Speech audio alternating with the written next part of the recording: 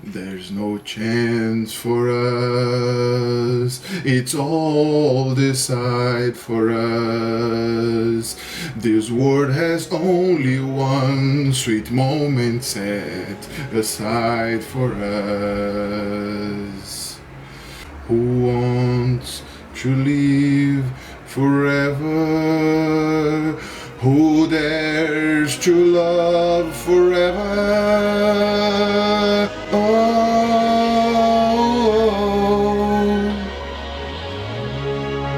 when love must die.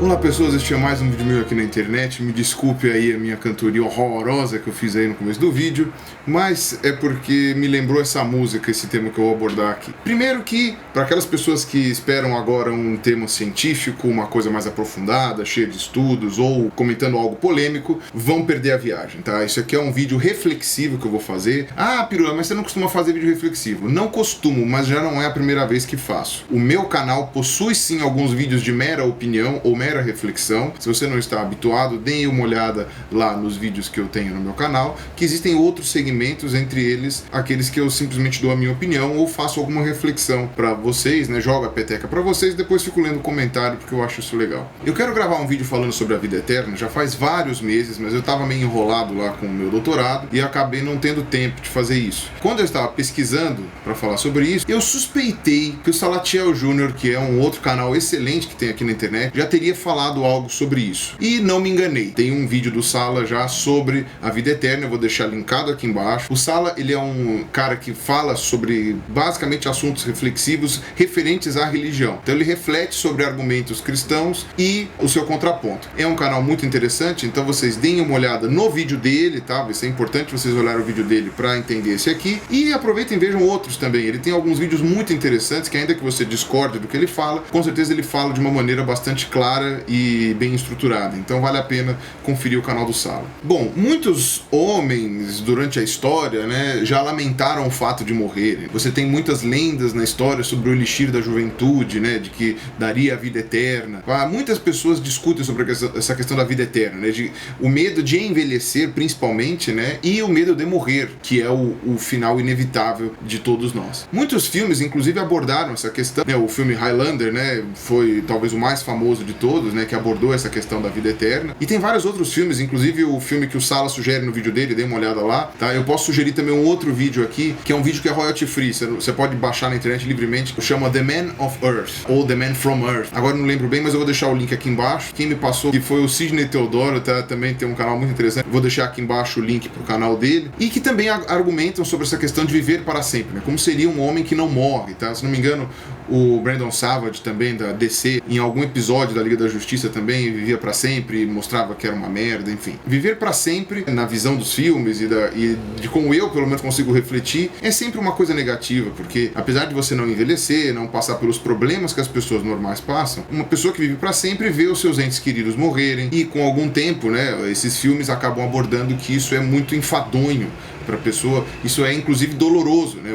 No Highlander, pelo menos, tinha alguns imortais lá que queriam morrer. O que mais você quer na vida, né? Chega uma hora que você atinge um limite, você não quer mais nada. Mas a humanidade, desde que a gente tem notícia, né, fala sobre a vida eterna, se não a vida eterna física, a vida eterna espiritual, ou seja, uma vida eterna em outro plano, de alguma forma transcendente. Praticamente todas as religiões do mundo falam sobre vida eterna, tá? Eu tenho algumas exceções que eu não vou abordar aqui, mas desde aquelas religiões tribais clássicas que falam que ou o espírito, ou a alma, ou a força vital, ou o que quer que seja, da pessoa sobrevive à morte física do corpo dela, e esses antepassados, né, eles continuam rondando a tribo, protegendo, interferindo, etc. Às vezes até dando conselhos para as pessoas, né, através de um sacerdote, ou enfim, de algum xamã, ou algo assim. Você tem também as grandes religiões monoteístas que argumentam que essa vida eterna ela não se passa aqui nesse plano, ela se passa num plano espiritual maior, que pode ser ou o céu, ou o inferno, ou o purgatório, depende de qual a religião que você vai pegar, mas sempre eterno, sempre pela eternidade. E a gente pode pegar como exemplo também as religiões reencarnativas, em que a vida eterna na verdade é uma sucessão de vidas, seja aqui nesse plano, seja em outros lugares, mas sempre uma sucessão. E se não me engano, o objetivo de todas elas, ou de quase todas elas, é encerrar o ciclo de reencarnações, ou seja, fugir desse ciclo de reencarnações, seja desaparecendo, perdendo toda a sua consciência ou a sua essência como alma, fazendo parte do todo, sei lá o quê, ou seja, você atingindo um plano muito superior, muito extraordinário, na qual você não precise mais ficar reencarnando. Eu acho que é isso que os espíritas acreditam. E as religiões, de alguma forma, acreditam ou defendem a questão da vida eterna. No caso das religiões de reencarnação como algo mais ou menos negativo, e no caso dos monoteísmos como algo positivo, como você deve almejar uma vida eterna e fazer com que ela seja boa. Então você tem que lutar nessa vida para que a próxima seja boa. Então é basicamente pelos monoteísmos, em particular o cristianismo, é óbvio, que eu vou começar a minha argumentação sobre a vida eterna. O Salatiel fez essa reflexão no vídeo dele e eu vou repetir ela agora para vocês. Me digam, como vocês querem viver a eternidade? O que vocês considerariam uma eternidade prazerosa, uma eternidade boa? Eternidade é eternidade mesmo. É você perder a noção de tempo, tá? A gente vive 80 anos, vive muito. Imagina 1000, 5.000, 10.000, 1 milhão, 1 bilhão. Façam umas contas com relação a isso. E vejam a proporção de tempo com relação a isso. Como você gostaria que uma eternidade fosse? Aliás, antes a gente tem que perguntar outra coisa. Por que a ideia de morte é tão terrível? O que você quer viver? O que você tem para viver? Bom, se você for jovem, existe uma grande possibilidade de você não querer morrer, porque vai abreviar a sua vida, você tem muito o que viver ainda, tem planos para realizar, tem sonhos, etc. Tem pessoas que você ama, que você não quer abandonar, e você, enfim, não vai querer morrer. Agora, se quem estiver me assistindo aí for idoso, ou se você conhece proximamente uma pessoa idosa, faça uma autoconsciência ou pergunte para essa pessoa idosa o que você espera da sua vida agora? O que você acha que tem para fazer ainda? A morte lhe parece tão terrível quanto era na juventude? Você continua com medo de morrer? Ou faz tanto sentido assim você ter tanto medo de morrer? Ou você meio que já se acostumou com a ideia? E como que um idoso imagina a vida eterna? O que ele espera da vida eterna? A vida eterna, por um acaso, é felicidade eterna? O que é felicidade? O que te faz feliz? Bom, agora começam as minhas opiniões com relação a esses questionamentos. Para começar, na minha concepção, a felicidade plena, como a gente pode dizer assim, né? Ser feliz não existe.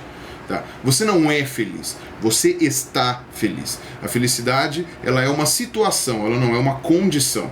Tá? Eu não conheço pessoas que são felizes, eu conheço pessoas que estão felizes em algum período do tempo.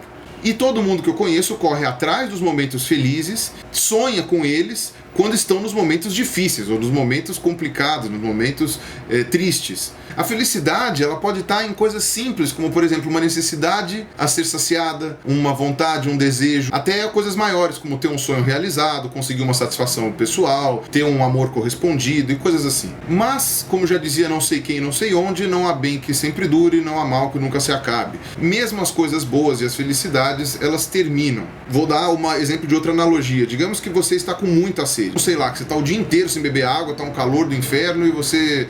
vou beber água. Se você tomar 1, 2 copos d'água, 3, às vezes até 4, você vai estar sendo feliz naquele momento, porque você vai estar saciando uma coisa que está te fazendo muito mal, que está te incomodando profundamente, uma coisa fisiológica. Mas mesmo você estando com uma sede extrema, se te obrigarem a tomar 10 litros de água direto, aquela felicidade vai se transformar num sofrimento, num tormento, numa tortura. Ou seja, tudo tem um equilíbrio. Até a felicidade tem que ter limites. Sabe, aquilo que o pessoal fala do se melhorar estraga. Então agora imagina aquele sonho, aquele momento que você acredita que te deixaria feliz. Friso, que você acredita, que você acha que te deixaria feliz. Para a maioria das pessoas que eu conheço ou que eu perguntei, conseguir quitar um apartamento, conseguir comprar o seu carro, seja conseguir comprar alguma roupa, um DVD ou um videogame, alguma coisa que quer muito, até coisas mais básicas, como por exemplo, conseguir comprar, sei lá, uma cadeira de rodas. A felicidade seria ter uma cadeira de rodas, para quem não tem e precisa de uma. Mas mesmo que seja uma necessidade supérflua ou básica, o objeto comprado, ou objeto ganhado, adquirido, etc., que foi muito tempo sonhado,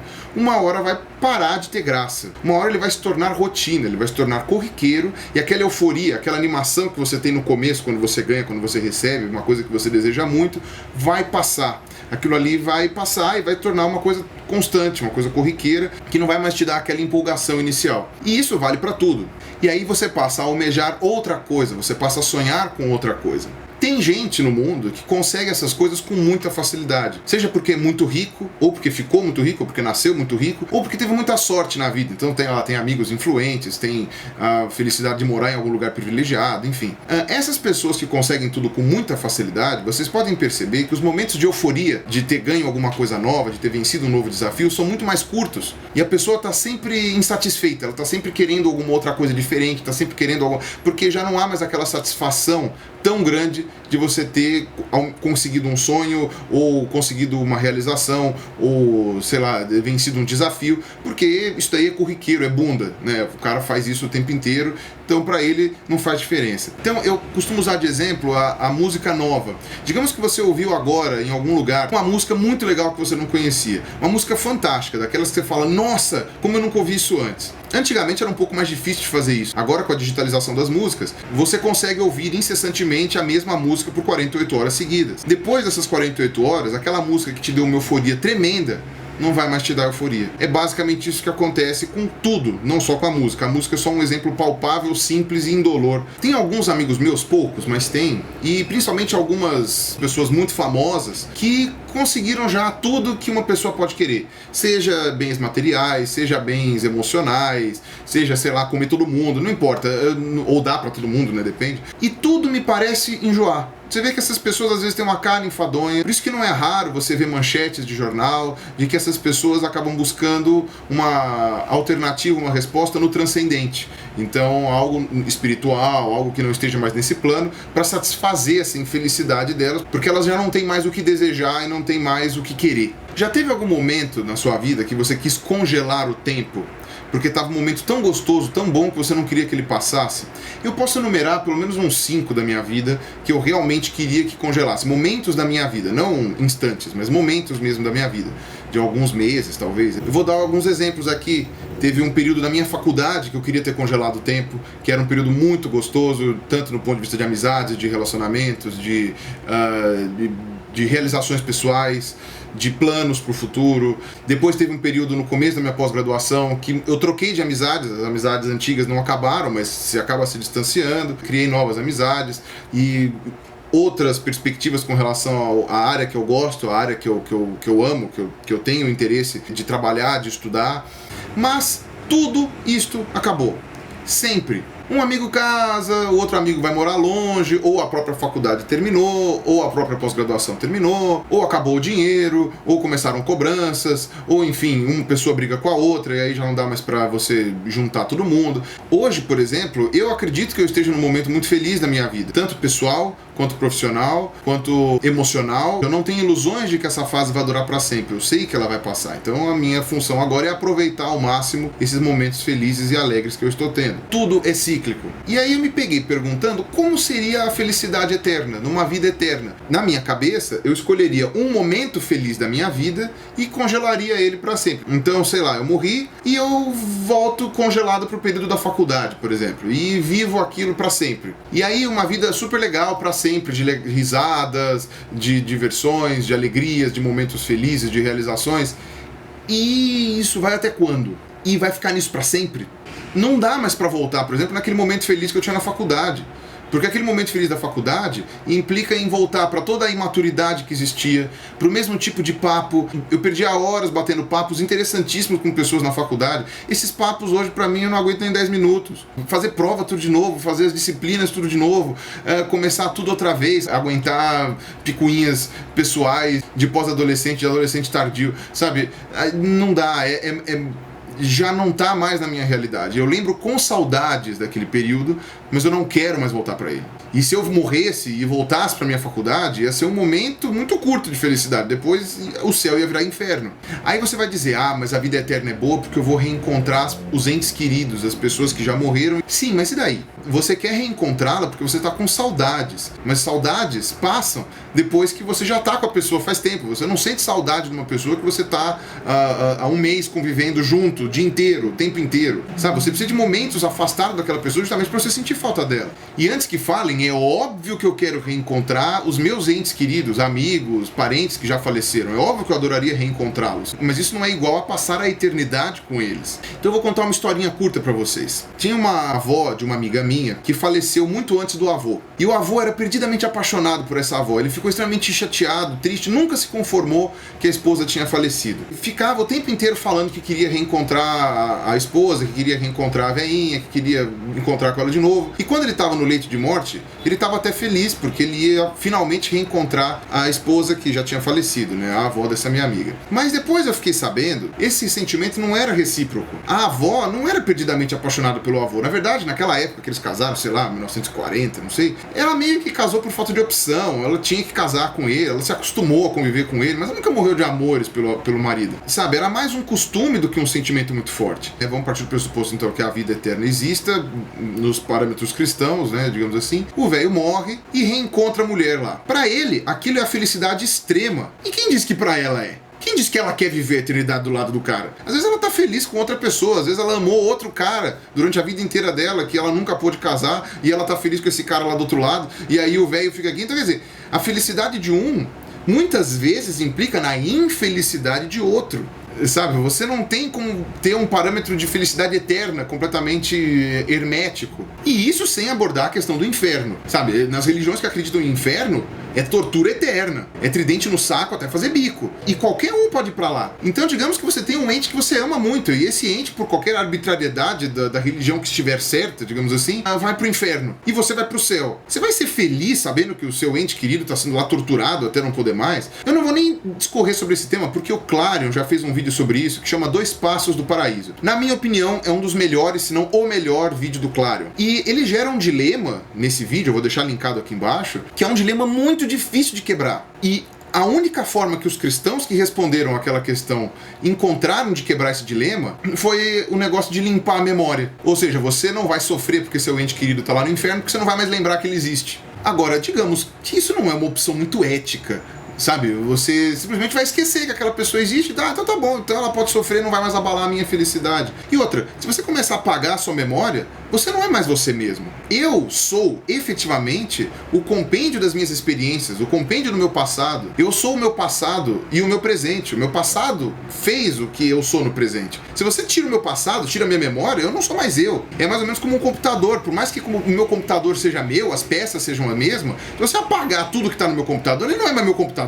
Eu vou ter que colocar tudo de novo, eu vou ter que reconstruir tudo que eu coloquei, sabe, se eu não tiver backup, por exemplo. Isso daí pra mim não é uma solução. Isso pra mim, na verdade, é a morte. Você morreu e nasceu outra pessoa na mesma alma que você, o que pra mim não faz o menor sentido. Então essa alternativa de apagar a memória do livro em branco, ou ela é idiota, ou ela é imoral, a meu ver. E as religiões reencarnativas seguem pelo mesmo princípio. Apagar a memória. Dá reboot, começa outra vez. Ou elas apagam a memória a cada período, né? Ou seja, a cada ciclo que você vive, cada vida que recomeça, etc. Que, a meu ver, é uma alternativa também imoral, e eu pretendo explicar essa minha opinião em outra ocasião. Ou, se não partem desse pressuposto de que a memória é apagada, eles dão uma memória apagada parcial, e depois você recupera ela, mas você tem que ficar vivendo tudo de novo, tudo outra vez, sabe? O que, a meu ver, é um saco. Pelo menos budismo e hinduísmo consideram esse ciclo de reencarnações uma coisa ruim, você tem que fugir dele, porque realmente é um saco. A meu ver, isso é uma tortura. Eu vou fazer mais uma analogia agora que eu costumo fazer, que é com o Senhor dos Anéis. Eu sou extremamente fanático pro Senhor dos Anéis, eu adoro o Senhor dos Anéis, já assisti não sei quantas vezes cada um dos filmes.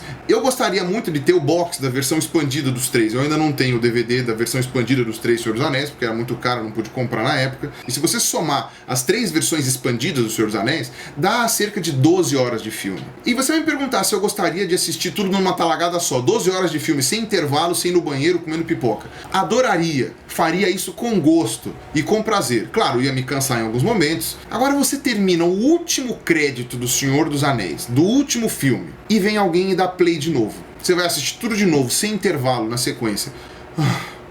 Sabe, o mais fanático dos fanáticos não aguentaria isso. Deve ser por isso, inclusive, que os espíritas inventaram esse intervalo entre uma reencarnação e outra, né? Pra você pelo menos descansar, né? Pra você, ufa, tá bom, vai ser neném de novo, usar fralda outra vez, aprender a falar, todas essas coisas, sabe? Enfim, essa reflexão que eu fiz aqui, ela não foi nem pra discutir se a vida eterna existe ou não, se há plausibilidade nela ou não, mas sim se ela é desejável ou não, se você realmente quer uma vida eterna ou não. E eu, dentro das minhas reflexões, já cheguei à conclusão de que eu não quero, em hipótese alguma, viver para sempre.